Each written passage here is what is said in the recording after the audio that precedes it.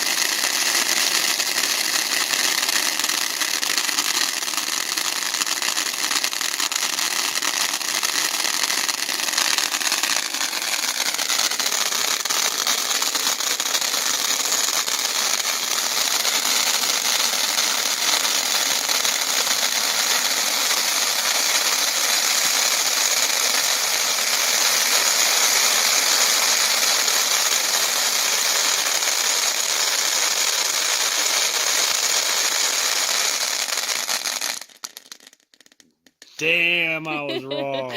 Wow. Flashing fireworks on that one, fellas.